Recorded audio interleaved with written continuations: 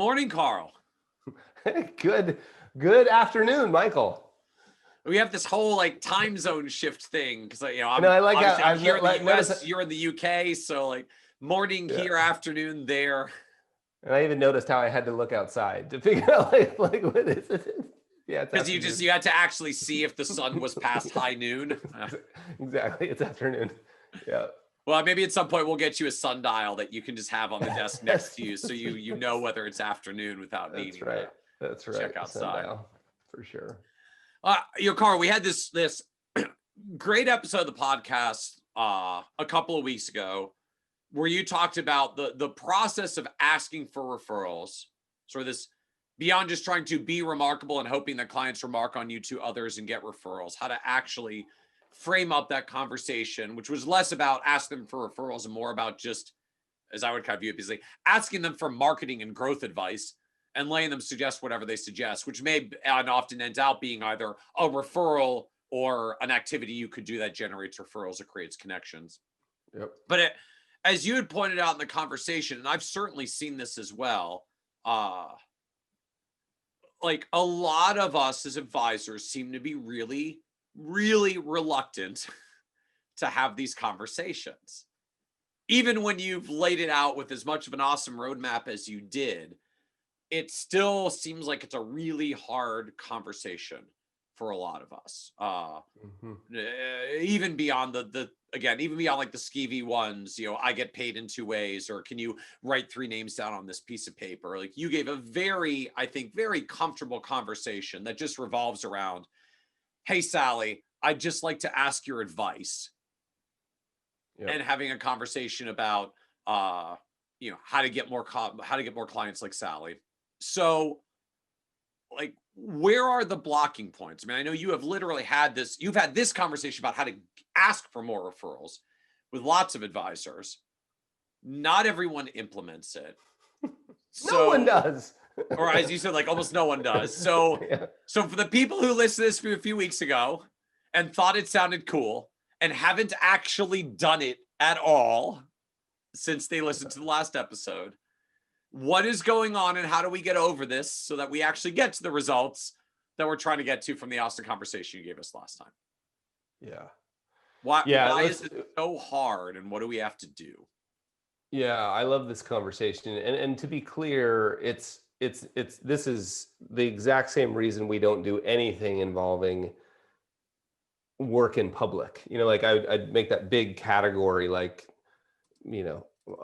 it's pretty darn simple to build. I mean, the tactics are easy. Here's the little secret. The tactics are easy. It's the doing that's hard. Right. And the main reason when we're talking about business development, marketing ideas, almost all of them involve doing something in public. And as soon as you by doing something in public, I simply mean you're going to have a conversation with one person. You may know that you could write an article for your local paper. Right. The editor, and you can't that would be, depending on where you live, that could be 20 people, or that could be 2 million people are going to read that. Either way, they're public. Well, what happens as soon as we've got a chance to do something in public? We're being asked to put ourselves at risk, right? And I said that in the last conversation. Like I'm trying to trick you into putting yourself at risk for good things to happen, right? By making the tactics so easy. Sorry, easy is not the right. So simple that you'll put yourself at risk for good things to happen. Because I know if you put yourself at risk for good things to happen, good things will happen, and you can help change the world, because the world, I'm pointing out the window, the world needs your help. So with all that aside, it's the same problem. As soon as we think, I'm going to go have this conversation, I'm going to ask somebody something, there's this fear, largely of rejection, right? Mockery, I will be killed, my family will be run out of town, but largely of rejection. And we've been wired that rejection equals death. You know what I mean? Like if you get kicked out of the tribe, you're going to get eaten. So So we've just got to unwire that a little bit. Like it's sort of like, we think there's a lion in the bushes. That's what it feels like. There's a lion in the bushes. We just have to say like, hey, I'm just typing an email. Like everything's fine over here. No one's gonna die. So outside of time, which that's a whole nother discussion. And I think time that I would just, that's just purely a function of priorities, and you've got to decide what your priorities are. Like, stop telling me you want to build a business and then telling me you don't have time when you have a good idea. So like, let's just be honest with ourselves. And by the way, the other thing I need to mention here is deep empathy for this, right? Like I am the same. I've got a list of things I know I should be doing. And every morning I know tonight at 8:30, I know my electronics should be turned off. Right. The science is irrefutable. I know it. I won't argue it. And yet most nights they don't get turned off. So deep empathy around this. But our job is not to have empathy right now. Our job is to punch you in the nose, because the people out there need you, right? And so what do?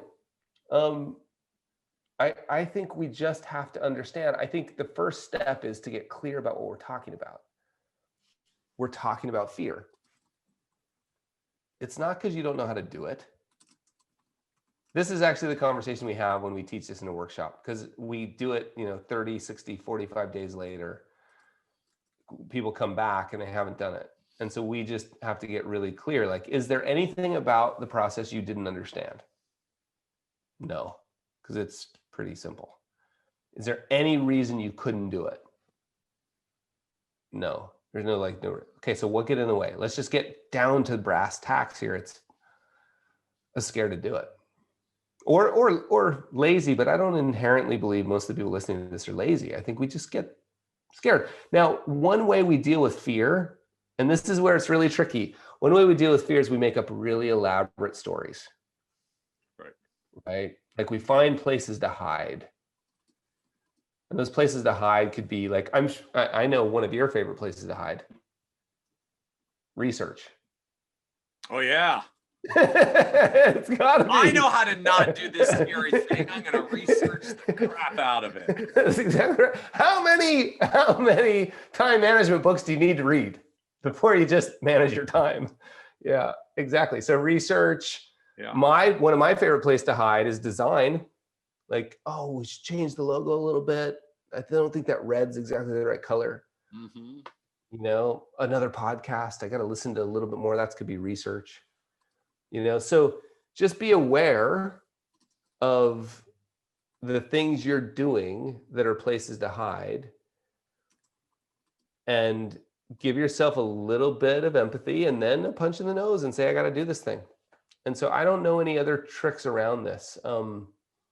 Seth Godin, we had a conversation a month or so ago, and he talked about how he's written every day for roughly 20 years. He has not missed a single day, a blog post every day for 20 years.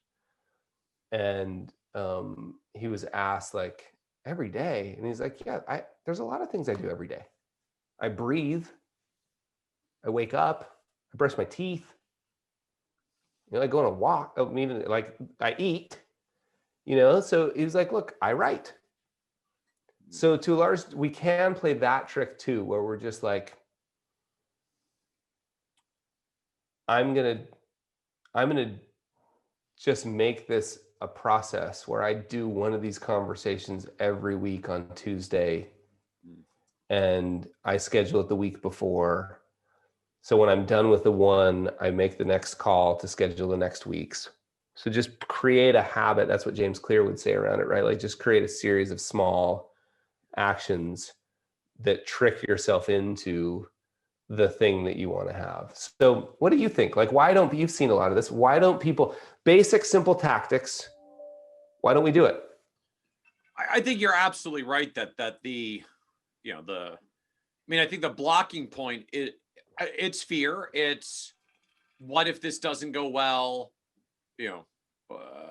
What if the conversation's awkward? What if the client doesn't like me? What if the client loses faith in me? What if the client fires me because they're so upset that I asked them this question that feels so awful? And like, we we build it up and build it up until it basically ends in, and my business collapses and I'm poor and my family has I have to live under a bridge. Yeah, living under a bridge because I asked this one client, can you give me Exactly. advice, right? Like Exactly. it builds up and snowballs and cascades. For sure. What it reminds me of, when I think about fear in general, like there's two ways to me that you get over fear. The first I'll call like just burst of courage, right? And I can't help but think back to like the high school days. Like you want to ask someone out on a date that is about as high stakes, scary, ask someone as anything that could possibly exist in your teenage years. It makes asking for referrals look mild by comparison. And it's like, if you ever ask someone on a date, how do you do it? At some point, like you just take a really deep breath, walk up, ask the question, and pray it goes well. Like you just have to give yourself a quick burst of courage and like, what the heck, we're just diving in and doing this. But, if it doesn't go horribly, all willing, and usually it's not, even if it doesn't go well and you don't get a yes, it's not as bad as the whatever fear story it is that you built up in your head. Sometimes just give yourself the burst of courage to say, like, I'm just going to try this one. I'm just going to take a leap. I'm just going to take a leap. I'm just going to take a leap. I'm just going to take a leap. Like, I'm just going to do it once. Deep breath, do it. Hit the send button on that email I've queued up. Oh crap. I hit send. Now I have to respond when Sally says, okay, let's do the meeting. And virtually always by the time you actually get through the first one, it's not nearly as horrible as you were expecting, which means the second one takes a little bit less of a burst of courage to do it. And by the third one, like it's suddenly not such a big deal anymore. And then at some point, one of them works out well. And I felt like the moment one works out well, I was like, oh, that was sweet. I want more of that. Like as soon as the good reinforcement comes, the good event and action comes, now my brain, I think literally physiologically, now my brain starts rewiring itself because it got the reward response to the thing I was doing. And suddenly this becomes the new process, a new habit. But, for the first one, when it's so scary, I sort of think of it like any other thing that you've got to do, which is scary and takes a little bit of a leap of faith. Like you just have to say to yourself in your head, like, I'm just going to do it and take the leap of faith. Like, I'm just going to try to build up the moment of courage and then charge up the hill, say a little prayer and hope I don't die. Off we go. And recognizing like, we are not actually quite as high stakes as like charging the line of soldiers that are shooting at you. Like this is a person who already pays you a lot of money for your services. They probably kind of like you. This is and remember that high stakes of a situation. For sure. Remember, we did all that work to make sure, like, don't put them on the list if they don't like you. Yeah. Right. Like if you haven't listened to the last one, go back and listen. Like it's like we've made this. I've worked so hard to make this easy. So I agree with all that. I also think it's interesting. I have a friend, his name's Travis, he has a rejection quota. And he's been tracking this for like, I don't know how many years. It's a rejection quota. This is like gotta be rejected number style. Like you have to get so many no's in order to get yeses. So he fills his no quota. He's just got to, and he's not in our industry. He's in like tech. And so he's been doing this for 5 years. He has a spreadsheet. He keeps track every day. He's got to have a certain number of rejections. And he's like, the funniest thing has happened to him. He's like, he finds it hard. He's asking the questions, but people are saying yes. So he's like, the things that we worry about, there was a great book called that. I can't remember what it was. It was like the Rejection Project or something, where somebody literally went around and tried to get rejected. And it was like, people would say yes. Like he went into Costco and said, hey, can I use the intercom real quick to make an announcement? And somebody said, yes. Like but my friend is like asking these big things for work. Like, hey, could we do this? Or would you like to give us X in funding? And people will say yes. And he'll be like, darn it. Because he knows he has to go get rejected somewhere. So all I'm only pointing to that is our worst fears. I can't remember, what was it? I think it was a Mark Twain quote. It was awesome. It's like, most of the things I fear, my worst fears, anyway, something along the lines of like, and I've had a lot of fears and most of them have never happened, something like that. Like they don't happen. So I've gotten addicted to these kind of, Like I love that feel. Maybe this will be helpful. Yeah, I was just looking over at the closet because I've got a little bobblehead that I actually helps me think about this. If you can learn to recognize that feeling, I think it's very close to the imposter syndrome. This is very similar fear. And I think if you can learn to recognize it, you'll notice that everything cool you've ever done in your life had some version of that. Like that, I've embodied it, and it's Mr. Burns, Homer Simpson's boss. So whenever that feeling shows up, I think of Mr. Burns in the room. And I think the reason I wanted to mention this is I think the key is noticing it. Because if we normally it lives chronically under the surface and you just have this underlying uncomfort, and what that's saying to you is something's wrong, and it means stop. You're going to die, stop. But if you can instead learn like, hey, I felt that way at the birth of every one of my children. I felt that way on my wedding day. I felt that way at the big mountain bike race. I felt that way when I started my business. Everything cool I've ever done, that a little version of that feeling was there, sometimes big, sometimes small, but it was always there. And so if we can learn to, because normally to me, it's like a tightness in the chest, a little pit in the stomach, and I'll like be operating kind of like this unconsciously, like I'm going to die, I'm going to die, I'm going to die. And then as soon as I recognize it, I go, oh, hey, I know that feeling. It turns out I want to do more of that. So I'm sort of addicted. Like I've built my whole business around exposing myself to that feeling as often as possible. So I think that's helpful too, to just realize it's not a lion in the bushes. The rejection quota, you're never going to hit it. Nobody's going to die. And if you can acknowledge that, oh, that's that feeling. That's different than the fear of like, oh my gosh, the car is about to hit you. Well, and the other thing this reminds me of, so again, like most of my sales lessons, I'll come back to those dark days when I was selling for an insurance company, not doing a terribly good job, but at least trying to learn from the people around me who did this clearly much better than I did. And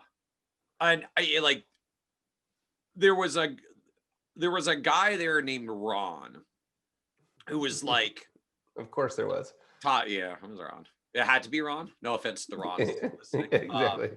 And like Ron was the one usually on the top of the board, because we actually had like the whiteboard where names got put up based on how much you did in production every month, and you wanted to get to the top of the boards. Like Ron was the guy who was usually at the top of the board. And Ron, to me, like the fascinating thing about Ron, like he just asked everybody he met about doing business. And like, this was back in the days of variable universal life insurance. Like, I swear, Ron never met a person that wasn't a good prospect for variable universal life. Everybody he met, like I watched him once, like strike up a conversation in the waiting room with someone's secretary. While I was waiting to meet with the person, he started trying to sell the secretary on variable universal life insurance. Like, how are you saving for your retirement? It's like just chit-chatting in the lobby with someone. On the one hand, like Ron to me was sort of the quintessential problem of the sales industry. Like when your only tool is a hammer, every problem looks like a nail. And just like he had one solution, only one solution for absolutely everything. But the interesting effect was like, Ron wasn't doing it to be salesy. Ron did it because he believed it. He truly, like deep down, he believed it. Like he believed the product we put out at the time was the best thing that was out there for anyone. And he had complete confidence that anybody he was working with and talking to, he was helping. And if you truly believe deep down that the thing that you are putting out into the marketplace only ever helps people, why would you not basically tell everybody you ever get to meet about this awesome thing that you do? And like that to me was Ron's attitude, Ron's way of life and being. Granted, well, it was a pretty well-made variable universal life policy. Ron more than slightly overstated how many different situations it was good for, which is a whole other conversation. But the essence of it, I think, was very powerful. Like, Ron was the number one salesperson in that office because he had more confidence than anybody else that what he was doing was actually helping people. And it wasn't a false confidence. Like, he truly believed it. And so I do think there's an interesting angle around that for any of us, that to me, like, there's sort of two ways that you get over these fear moments, right? One is sort of like strike up the moment of courage, that little burst that we try to summon up from within ourselves to take a leap when something scary is happening there. And the second is building the confidence that it's just not scary in the first place, that the whole conversation mindset changes, where it's, I'm so confident what I do and the value that I bring to the table. I pretty much feel compelled to tell everybody that I meet about what I do, because I'm not trying to be salesy. I just actually want to help all the people that I see and meet, because I really believe at the end of the day, it's that valuable. And I think there's an interesting question of, like, what does it take for you, collective you, listener you, whoever you is, like, what does it take for you to get Ron levels of confidence? Right. And I'll say, like, for me, I mean, that was part of my journey. Like, first thing I realized, if I was going to get Ron's level of confidence, was I had to actually stop selling variable universal life, because I didn't actually believe in it at that level. And I wasn't actually that proud of the company that I was at. And I realized pretty quickly, like, no wonder I'm ashamed to tell everybody I'm a financial advisor. I'm actually not proud to be a financial advisor. I wasn't then. And so I had to find another company that I could work with where I would actually be proud and confident to tell people what I did, because I was actually proud and confident of what I did. The second for me was, as people now jokingly refer to as, like, the alphabet soup after my name. It was like, if I'm going to get confident in my stuff, like, the way I get confident in my stuff is I know my stuff. I know it, and I know it. And when I know it, then I can talk about it very comfortably. And so, the path for me for confidence, and how I went from, like, left my first job because I hated sales and couldn't do sales, to now spending a huge portion of my time doing business development for a whole bunch of different businesses at the same time, was turning that confidence equation upside down, which, for me at least, I know it's not for everyone, to each their own path. Like, for me, it was getting so much knowledge that I felt confident in my knowledge, that I knew my stuff, and I knew that what I knew was valuable. And then all of a sudden I was a lot more confident to tell people about what I do and the service and the value that we provide, because I know I'm good at it. And I know I help people when I work with them. And so I don't feel bad telling them about what I do, because I know I'm good at it and I help people. And so the other question, the other thing I would put out there is, I think for so often, a lot of the fear comes from, at the end of the day, I'm not confident the outcome is going to be good. Therefore, it might be bad. Therefore, it's probably going to be bad. Therefore, I'm going to get eaten by a lion and killed, and I won't have a business anymore. But it all starts with to me, what it really starts with is I'm not confident this outcome is going to be good. And so we can try to do the burst of courage, and you can build the process, and you can do an excellent actual process, as you laid out, Carl, in the last podcast, of how do you literally have this conversation. But to me, the most basic anchor point is, like, what's missing from your confidence level that you're so negative that this conversation isn't going to go well in the first place? Or what's missing from your confidence level that you aren't proud and excited to go tell people what you do, and that you're a financial advisor, and that you're trying to help more people? Because if you're doing that much awesome stuff to help people, why wouldn't you want to tell more people about it? And, like, where is that confidence gap for you? And is that something you can tackle and solve? Like, is that changing companies and firms you represent? Is that reinvesting in your education? Is that something else that you've got to do in your firm or your offering or your business to turn that confidence equation upside down? So it's not a referral conversation or asking for referrals, or a reluctance to ask for referrals in the first place. It's just I help people, and I'm good at helping people. So I tell other people that I help people. Some of them end up doing business with me. No, I think that's smart. Like, that's a good point. Like, I've grown fond of saying recently that if you're convinced that what you do helps people, you have an obligation to sell it. Hmm. And and I think that's true. And I think how do you become convinced of that is the point you raised, which we could have a long discussion about it. But my short version of it is I called it a stoke file, right? As in stoked, right? Like I would keep stories in there of the impact that I had made. And I could pull that file out anytime and just read through it. And after I got done reading through it, and it was either the impact I made or stories I heard about the impact of other advisors. I've got a whole project going on about this right now, actually, which hopefully we'll be able to say something about in a couple months. But the idea of those stories, the impact, the change that you've made in somebody's life or a colleague has made in one of their clients' life, collect those stories. And brick by brick, it becomes a big wall that means something to you.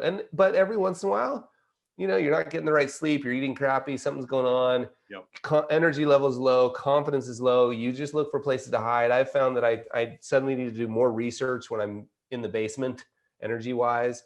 Well, that's when the stoke file would come in. I'd pull out the stoke file, read through it. I couldn't help it. I'd read through it and go, and I included other things in there, like maybe a story from some sports person about how they broke through, or I had this stoke file. I'd go read it. It wouldn't take me more than 10 minutes reading the stoke file before I was out doing my thing again.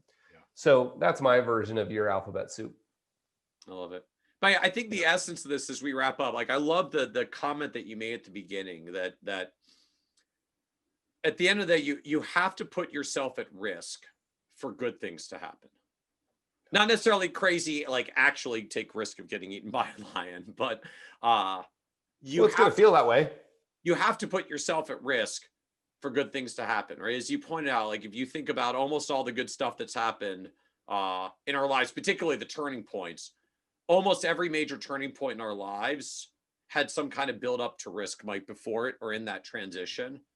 And if you had never taken the risk of that build up, ask that person out on a date who turned out to be my future spouse, decide I was going to quit my job or change companies and find a new one that landed me the new dream job that I never thought I would get until I went and looked for it. Like if you look at those turning points, so often like there was some moment of risk up front that you had to take that risk in order for the good thing to end out happening. And this again, I don't want to diminish the fear and scariness of something like asking for referrals, but like we're not at life or death level stakes. It will be okay, sure. Especially if you follow Carl's process and you're starting with people who like you in the first place. You can scale back the risk quite a bit, and then at some point just take a deep breath and the leap of courage to try it out once or twice. And at the end of the day, it'll probably only take one of these actually working out, and all of a sudden you're going to find your mindset shifts because referrals are coming in, and that feels really good. Totally. And then you add that to the stoke file and you build and you build and you build and you build till it just becomes a habit like Ron. Then you're like Ron.